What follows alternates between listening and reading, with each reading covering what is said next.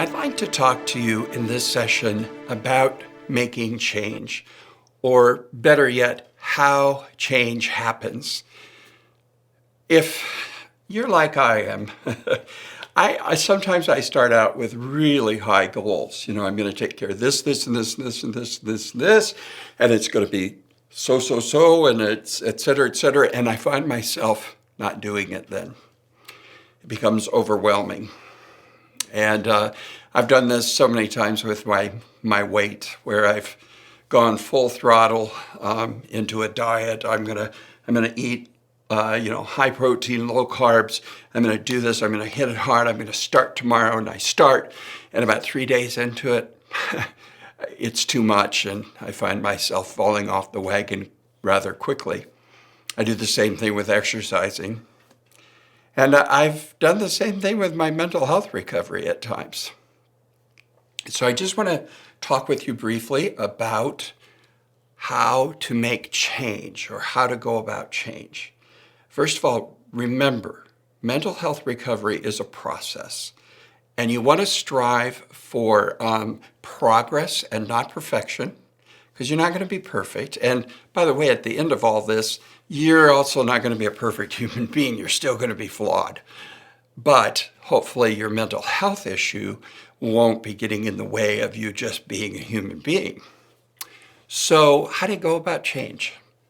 I would recommend to you that you not think about change in big steps or even big goals, that you just choose small, what we've been calling in our group, mini goals, M-I-N-I goals, where you make a change, and it's ever so slight, it's ever so small, that even by your own willpower, you can just will yourself to do it. And here's the deal. When we set goals, many times we do them based upon motivation. We feel really motivated. Nothing motivates me to lose weight like right after a huge meal and how uncomfortable I feel. I'm so motivated that I'm sure that I'm going to lose it all. Well, within, 24 hours, I'm not that motivated anymore. In fact, I'm kind of hungry.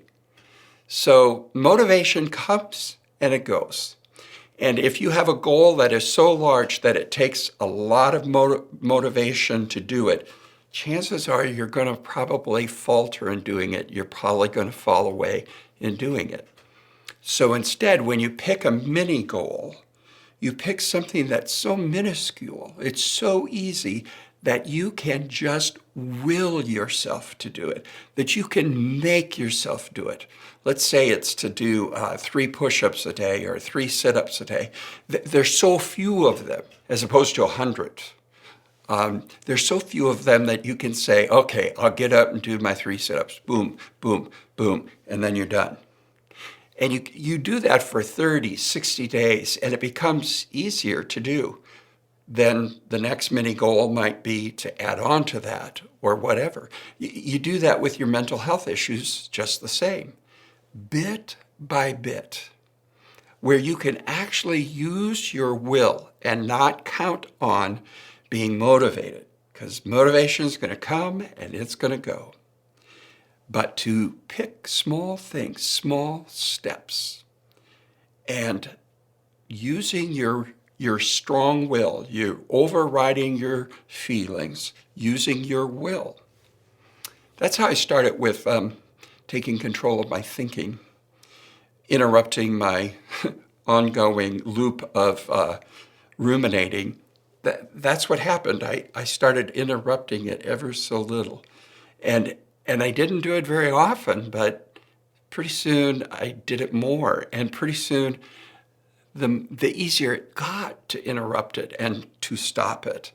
And so I want to encourage you to talk amongst yourselves. What do you think of this idea of having a mini goal, or maybe 3 mini goals that you just choose to use your willpower in regards to and not count on motivation? And if you like the idea, what 3 mini goals would you pick? What might you start with first? Also, share amongst yourselves what has worked for you in creating change in your mental health recovery in regards to your thinking or any habits in your life. What has helped you? Okay? God bless.